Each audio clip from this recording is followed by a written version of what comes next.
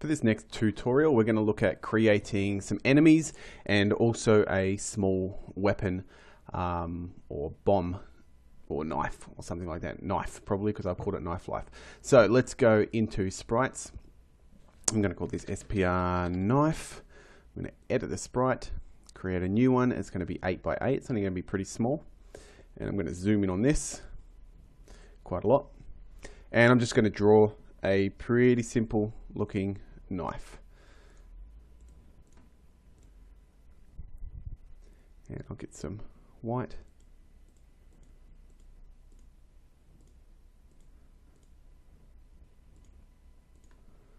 Okay, that's my knife. It's really tiny, but that took about 30 seconds. So don't spend too long creating something that's throwable. It could just be a black square. It doesn't really matter in this case. So I'm going to do that, and I'm going to set the sprite to center. I'm not going to have precise collision detection. I'm just going to have it as full image and click OK. And I'll create an object to go with that. So obj knife. And I'm going to have the knife sprite. Okay. So let's create obj flying enemy and edit sprite, create from strip, and there should be in this one some enemies. So there's 1, 2, 3, 4 enemies here. Well, they're actually all one enemy. We're going to say there's 4 images per row. 16 by 16 is the height, and we're looking at 1, 2, 3, 4, 4. 4 is the vertical offset. Click OK, and I've got that. That's my animation. If I slow it down a little bit to 10, you can see that it's animating there. It's all good. I click the tick and center that there. Click OK. Create an object flying enemy. Oops, I meant to I should have called that SPR flying enemy. This one is going to have sprite flying enemy, and it's going to be obj flying enemy. Okay, so I've got these two objects. I need to create one more object, and that is going to be one more sprite, SPR enemy block, and I'll edit sprite. I'll make this 16 by 16, and I'm just going to fill this with a bright color. That'll do.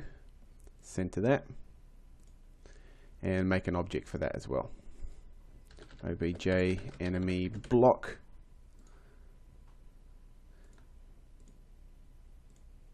And I'm going to make that solid and not visible. I won't make it solid either. I'll just make it visible. Not visible. I don't want it to be solid, or else the player will get caught on it. So, with that done, we'll do our enemy first. That's going to be a little bit easier. So let's go into our test room, and that's our player object who starts there. Let's go and put our, we probably could just set the player up with an initial sprite. Doesn't really matter which one, just so we can see him in the room.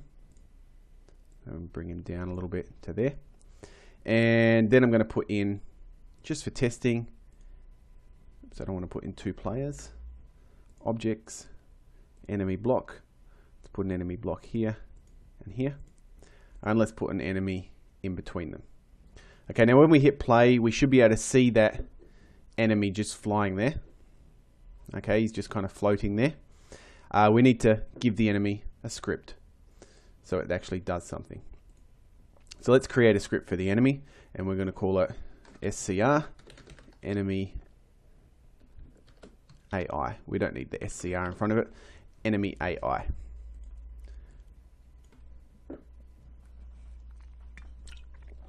Okay, so start off with image speed equals 0.3. So we'll put that in there so that we keep the image speed a bit slower. So let's just test that. So we go into our object flying enemy, add event. We'll put it in the step event. Oops.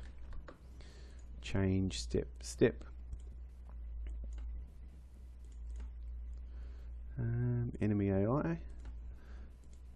So that should go a little bit slower now.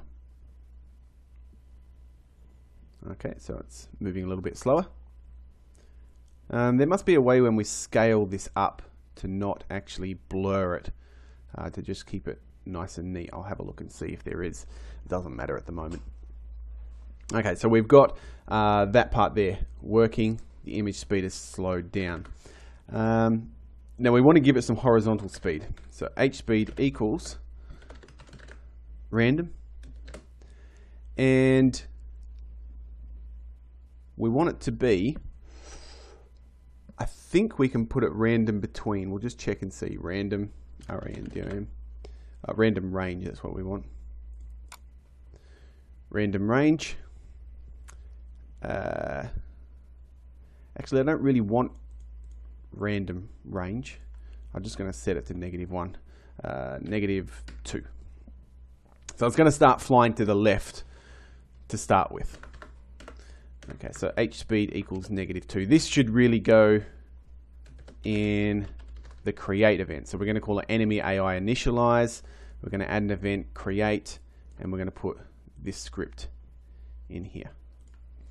Okay, so we're going to put a different one in here. So we're going to create a new script, and this one's going to be called enemy AI. And we're going to check if place meeting x -1 y, and the object is going to be object enemy block. So if that's true, if there's an enemy block to the left, directly to the left, we'll make it -2 actually, because that's what the speed is that we're going at. If there's an enemy block to the left, then hspeed equals negative hspeed. Okay, we're going to flip it. And it's going to be the same thing, exact same code for the other one, except it's going to be +2. And it's going to reverse it. Okay, so let's see what happens now.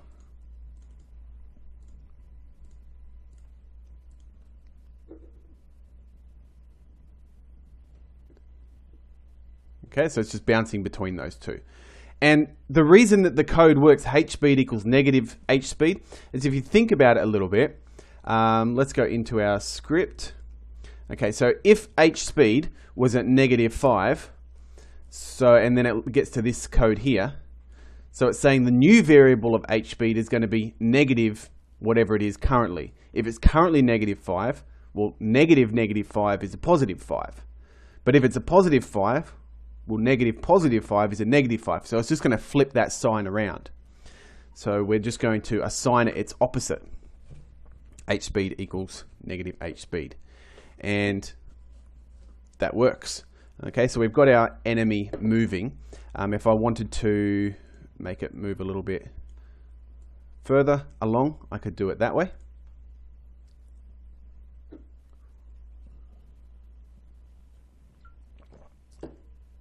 Okay, so it's just moving between the two spots. Pretty straightforward code. There are lots of other ways to do enemies, such as we saw in the previous tutorial. You can move towards the enemy. You can move towards them avoiding objects. There's lots of different ways. You could have it so that when the player walks underneath the enemy, it falls down. I might do that with some spikes later on, but let's get this knife weapon working now. So on object player, we're going to have in our player main, we're going to go down and we're going to add some code down here. Throw a knife. Okay, so we're just going to have a look at how this works, and the player is going to be able to let's just write how we want it to work here. The player can throw up to 3 knives at a time. Okay, so they can click 3 times, 3 knives will throw out, but if there's 3 knives on the screen, it won't let them throw anymore. So that's pretty straightforward. And let's get started with if, and we're going to have to get the mouse key. So we're going to have a look for how to do the mouse key. So it'll be mouse, check button, pressed. We don't want to check button because that's going to check if the mouse button is held down.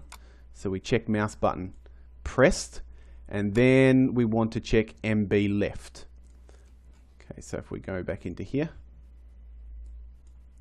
if check mouse button pressed, what have I done wrong? Back. Oh, mouse check button pressed, wrong way around. Mouse check button pressed, MB underscore left. So if they're pushing the left key, we want to check to make sure that there's not 3 instances. So I think there's a way that we can do this, instance underscore count. We'll have to check and see. Check instance count. Instance count. Nope.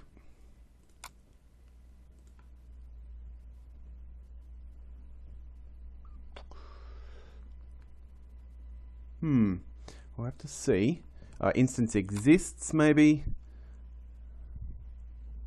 That won't give us the number. Instance number. The object to total the number. Okay, that's the one we want. So returns the number of active instances of a given object.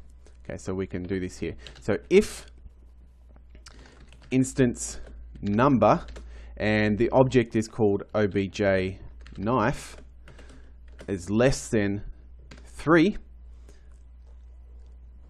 then we're going to do this stuff here. Okay, so we've done that. I could put that in an AND statement. If we're checking the mouse button and instance number object knife is less than 3, do this. I'm just going to do it like this way. We're going to create an instance. So instance create, and I think, can we do it moving?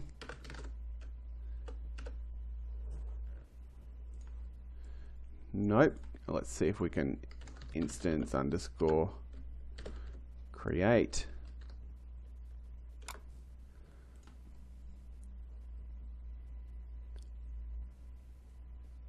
No, but we can do it another way. This is a little bit more advanced code, this part here. So what we're going to do here is we're going to say new underscore knife equals instance create x, y, obj knife. Okay, so what we're doing is we're creating a new instance, but we're going to assign it immediately to a variable so we can do some stuff with that variable. Okay, so looking at this here, the help, and I'll just bring it up, with this new object, so with new underscore knife, we're going to do some stuff with that. Its speed is going to be equal to, I'll see what I made my previous one.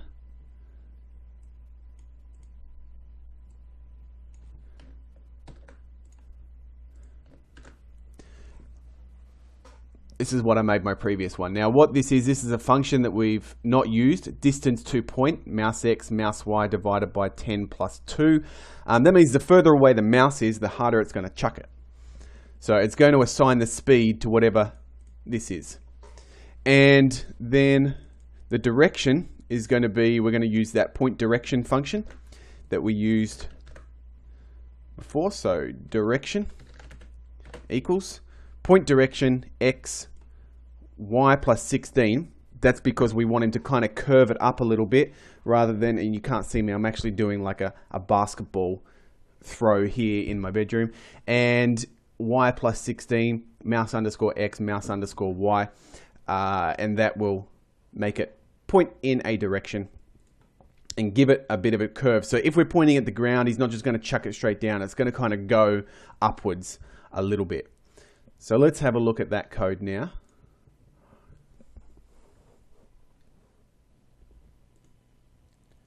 Okay, so it is throwing it in a direction. Now I can't throw anymore because there's knives that are out there. So I need to write the actual code for the knife now. For that, I'm probably just going to use drag and drop. It's a little bit simpler with this because I've got it. Probably best way is to use alarms. So let's have a look at the code for this. When the knife gets created, I'm going to set an alarm to about 60, so that's 2 seconds. And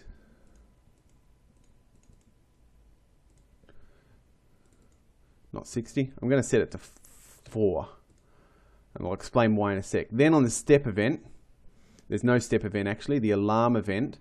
When the alarm goes off, I'm going to set the gravity 270 to 1. I think I'm going to set it to 1. I'll just check. I'll set it to 2. Now this step's not necessary. I could just put it in the create event, set the gravity, and I might just do that to demonstrate why I did it this other way. So set the gravity 270 to 2, and I'll delete that. And I'm also going to add an event, collision with a block.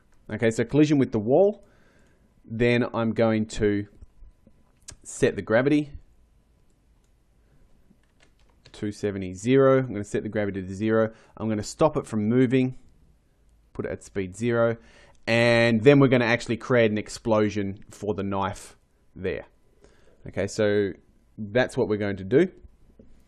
Create an explosion when it hits a wall. Okay, so I'll click OK. I'll hit run. And you'll see what happens. Okay, so I've thrown my 3 knives out. They've collided with the ground, and that's it. But what you probably noticed was they didn't really fly very far, and they just kind of fell out of my body. So I go back to the knife, and I create event. I don't actually want the gravity to start working right at the start. So that's why I did this here. And this is some of those thought process things and trialing and just thinking about how on earth you can get something to work the way you want it to. So by setting the gravity or deferring the gravity for just a few frames, you can see I can now throw those knives a lot better. Now the knife, I'm just going to go back up to the knife sprite, edit sprite, animation. I'm going to set a rotation sequence clockwise, number of frames, maybe 18 frames, and I'll run that now. My knife should spin.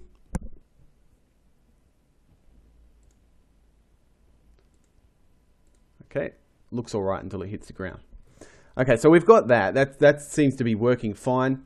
Let's go and create a new object, obj explosion. It's going to use the pop. I might call it pop actually. Pop. Add event, other, animation end. This is going to destroy itself. Okay, we don't need to write code for that. When the animation ends, it's going to destroy itself. And in the object knife, after here, we're going to change it into object pop. So let's test that. It should pop when it collides with the ground. Okay, so now I can throw loads of knives and they're exploding. Oh, except those ones down there, they're still falling somewhere off the screen. I could go ahead and add some extra code in here, other, outside the room, destroy self. And that will solve that problem if it happens to go outside the room. Okay, so there's my code for my knife. Pretty straightforward. Set the alarm to 4. That's like 4 frames, but it just gives it enough time to start traveling a little bit. And it did take me a while to figure that out. You could try different values, different speeds. There's lots of different ways you could do that. You could try setting the power of the throw to be much faster. And that might give it a bit more oomph as well at the start. So when that alarm goes off after 4 frames, the gravity kicks in and pulls it down pretty quick. But until then, there's no gravity. So now we've got to do a few other things here. So let's create another object, explosion, die, and object explosion, enemy die. it's going to use the enemy explode, add event, other, animation end. We're going to destroy this instance. And a lot of this stuff now we can do, I mean, you can do the small things in drag and drop because it can be quicker to do it that way. So let's just go into object flying enemy, add event, collision with the knife. Especially some of the collision events. They're going to be much easier to do in drag and drop because you can use that other function. With the code, you can't just use other. It's a little bit more complicated. So we're going to destroy other. So we're going to destroy the knife, of course. Actually, no, we won't. We'll let the knife do the pop thing as well on there. No, we can just destroy the knife. And we will also set this object's movement speed to 0. There's a reason we do that. If we don't do this before we change it into that explosion object, then the explosion will keep moving. It's a bit odd. Change it instance into enemy explosion die and do perform events because we want it to check that animation end event. Yeah, so I should be able to throw a knife at this monster now and it explodes and dies. Pretty straightforward. So let's go back to our object player, add event, collision with the enemy. And in here, we're going to make him, no, we're not going to make him stop moving in a direction. We are just going to change his sprite into something else, which we have to create. Object player die. And it's going to be this one. Add event, other, animation end.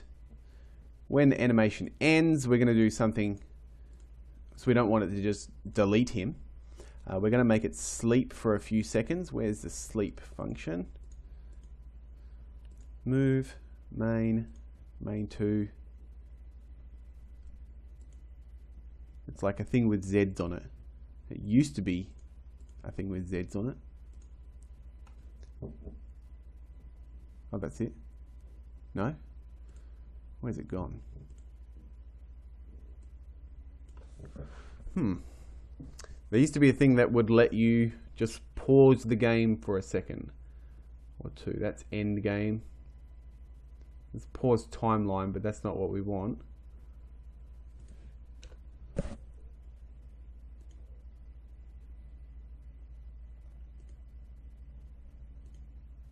Oh, it doesn't look like you can do it anymore. Okay, well, when the animation ends, we're just going to restart the game. I did want it to kind of pause for a few seconds, but I can't seem to see that on here anywhere. And maybe they've made it a different way of doing it. So we're just going to restart the game and then change instance into object player die, perform events, yes. So let's see what happens when our player collides with this monster. Oops, we he did actually die. We might just make him object player collide with that. We might make him stop everything and set the gravity to 270 0, and we'll also, that's not the right one, object player. We'll also just destroy the other. So destroy other, and then check this, just so that we can see him. Oops. Okay, so he dies, and then the game restarts. Okay, so that's working pretty well. So now we've got almost all the makings of a half-decent platform game. We do need to add more enemies. We do need to test out different level designs. And in the next video, we're going to look at doing some tiling. And it's not going to be any coding for this, just laying out a level, and it's going to be pretty short.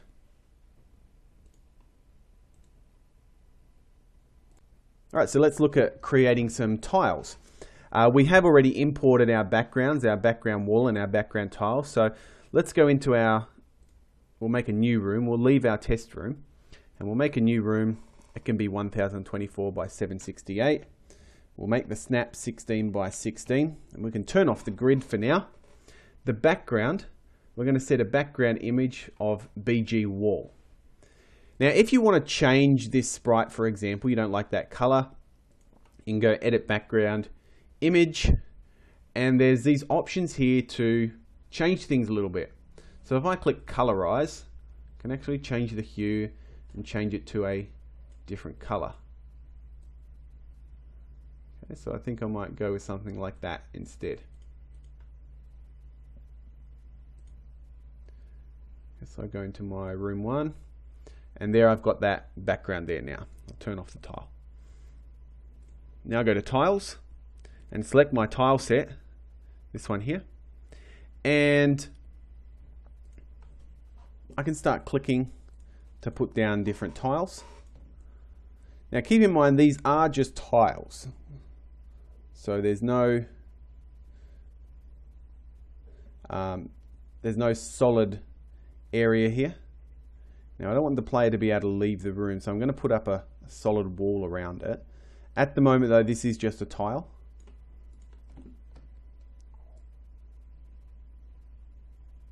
I'm actually going to make 2 levels, and I'm going to make them pretty small. So I'm just going to go 1024 by 1024.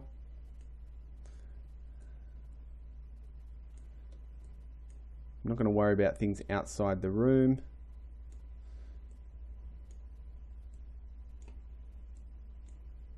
I also said I was going to make some falling spikes, so I might do that soon.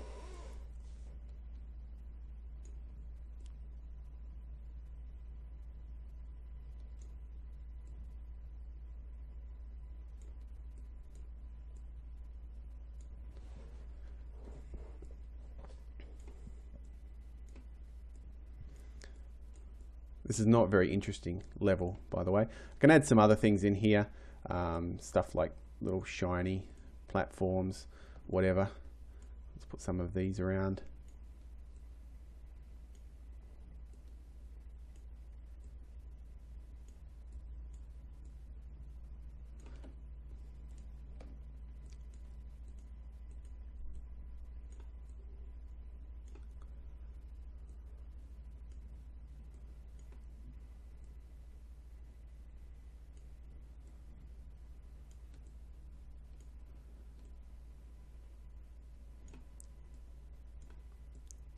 Okay, there's my boring level.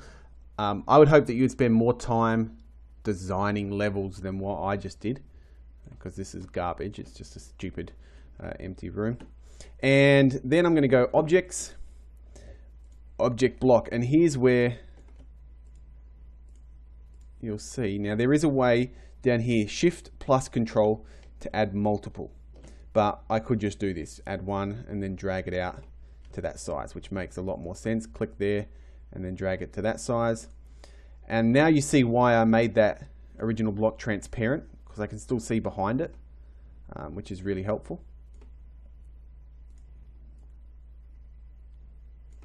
And oops,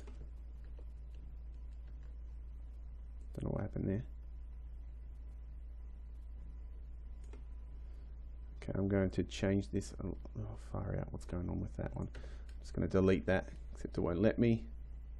Right click, delete. And I'm going to make a secret pathway there. So it's going to look like there's blocks, but you can actually get through it.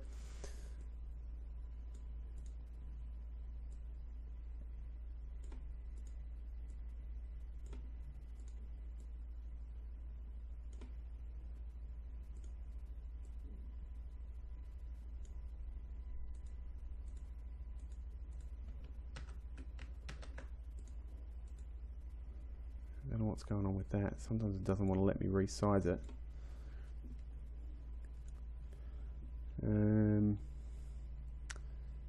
Shift, right click, delete all. There we go. For this one, I'll just draw over them rather than try to resize things.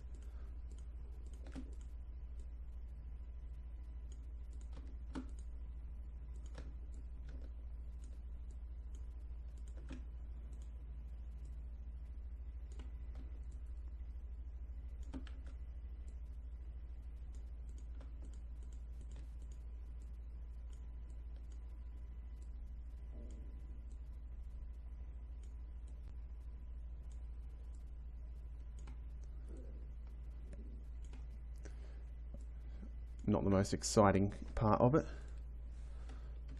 Shift right click, delete.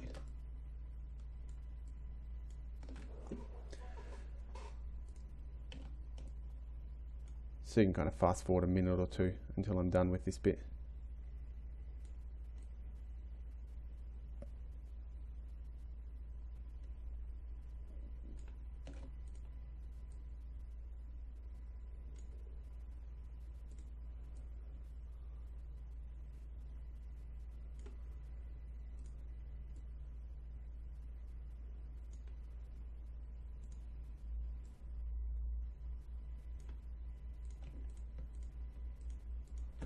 Alright, so there we go. I've made a few mistakes here, so I'll just have to delete some of those parts and that bit there, and it looks like everything else is right except for this. So I can still see the general level design behind it, but I now know that there are blocks there. I can see there's no blocks there. I'm going to make it a bit easier to get through there. So there's a hidden bit in there. So I'm going to put my object player in now, and I'm going to put in some flying enemies. So this guy is going to go here. He's going to go here, here, here, here. Let's put a few of these guys in.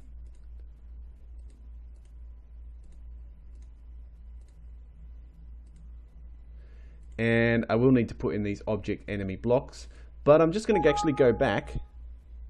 I'll say yes to that.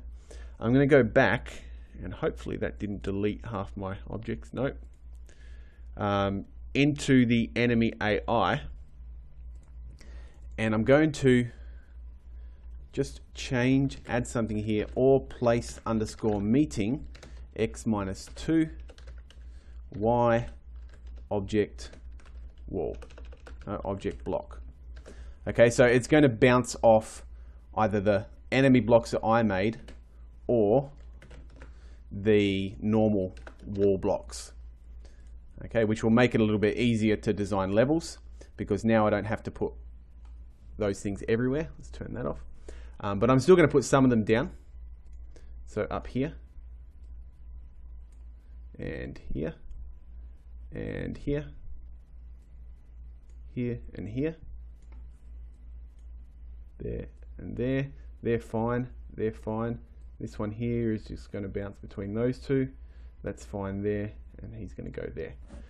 Okay, so I'll also put in a few more flying enemies. There's going to be one right there. Okay, so the last thing I need to do is to make some kind of exit or way to finish the game. I'm actually going to leave that up to you and give you a few ideas. So, oops, I'm in the wrong room, so I'll put that test room the other way around. Put that there. I'll just make a few changes to this here. Views. We want to enable the use of views, and we want it to be visible when we start. And we want to change it down a little bit. Okay, so the width of the room is 1024 by 768. Let's get out a calculator here. All programs, accessories, calculator. Where's calculator? There it is. Okay, I don't want to be in programmer mode. Standard. 1024 divided by 768. Okay, so we've got a 1.3 ratio. 640 divided by 480. Okay, so that's the same. So we can actually have a smaller view on here. So view in room, 640 by 480. It's going to give us just a portion of the room. I might go a little bit smaller. 320 by 240. So it's going to give us that room there. And object following the player, we're going to put plenty of space around the left. I will just leave it 64 actually. 64 both ways. That'll give him room to move. We're going to keep the original port on screen the same size, so it's going to upscale it. And if we go into global game settings, no, it's not global game settings. It might be game information. No, there's preferences somewhere. Preferences. Okay, now there's something to do with scaling up. So this is general, forms, Scripts and code, editors, web server, Windows, Steam. It must be under general here.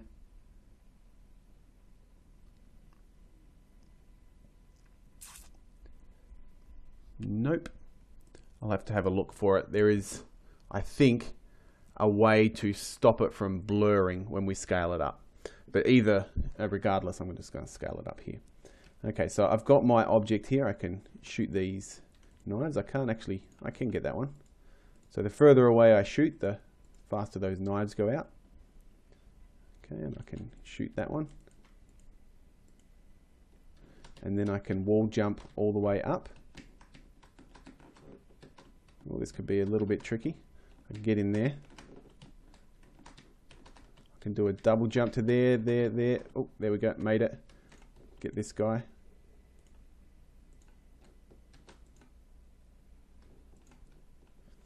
So I can have some kind of point system.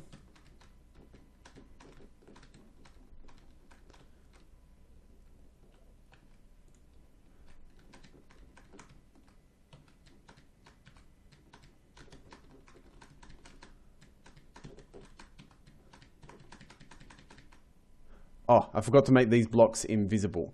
That's why I can see straight through there. But, oh, far out, this is hard.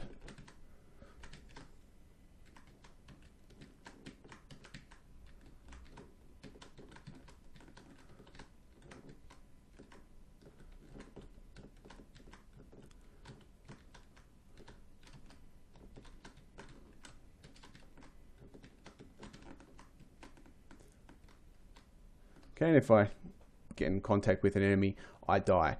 So from here, what I would be doing, first of all, is making these invisible.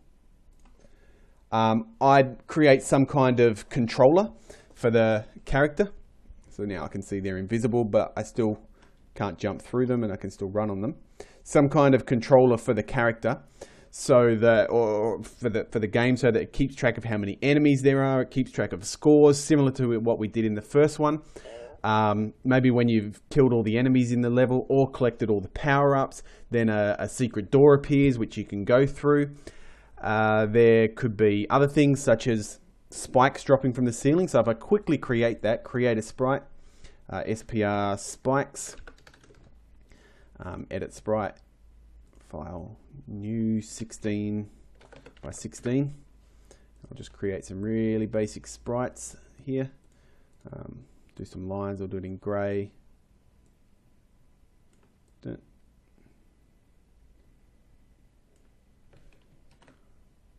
These are going to be bad.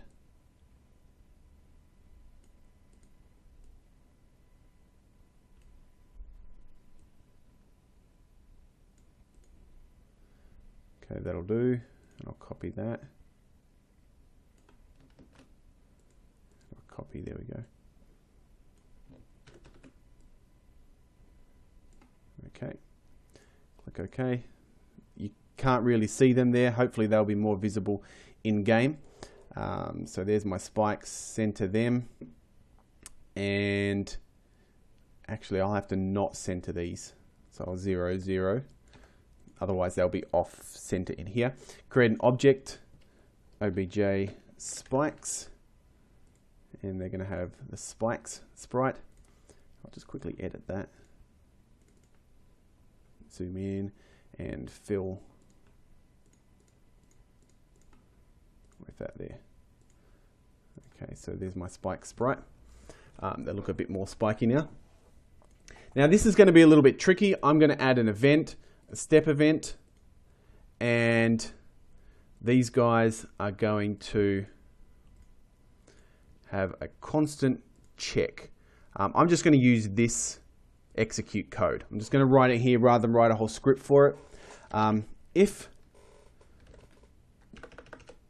object player.x, so if the x position of the player is equals x, so if the x position of the player is equal to the same x position of the spikes, and object underscore player dot y is greater than the y position of the spikes. That should be double equals x. Then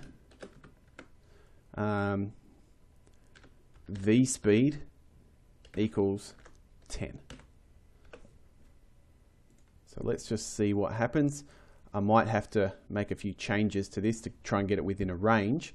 If I go into my room, and I'll just throw some spikes down straight away right at the start, like that. This is going to be painful.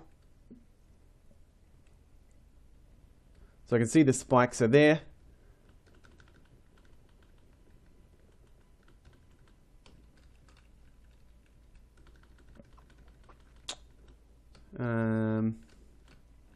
That doesn't seem to work. Okay, object spikes. Object underscore player dot x is equal to the x position, so that should be the left or right bit. And object player dot y is greater than the y position of the spikes. V speed equals 10. Let's just try doing this to see if it works. That way when I pass the spikes, they do fall down. Okay, so it's just getting them equal to that.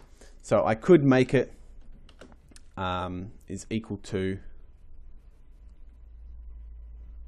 object player dot x is greater, so they're to the right, greater than x, and object player dot x is less than x plus 10. Okay, so as I'm getting really close to it, and I'm below it, because I don't want them to fall when I'm above it,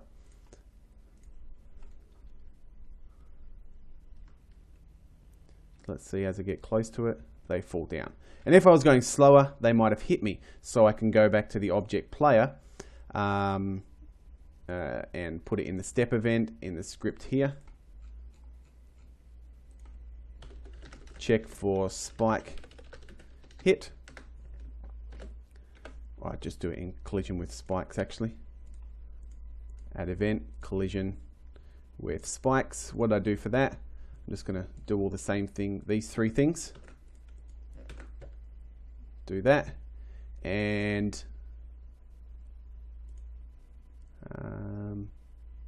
that should be fine. So let's see what happens when I collide with the spikes now.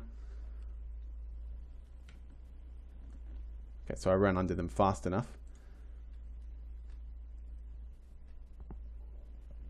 But if I get hit by them, okay, oops, unable to find any instance for object. Oh, that's because the player died, so it's giving me that error. So I'd probably have to do something else there, but you can see how it could be done. Okay, so what happened was it was checking to see if the object player was there, and if it wasn't, then it didn't drop the spikes. If the player was getting close by, it did drop the spikes, but then he died, so it gave me an error. So I'd have to figure out some other way to do that, but there are lots of ways that you could get around it. Okay, so that is one way of creating some spikes that are going to fall. There's lots of things you can do in Game Maker. You just need to sit down and really think about it.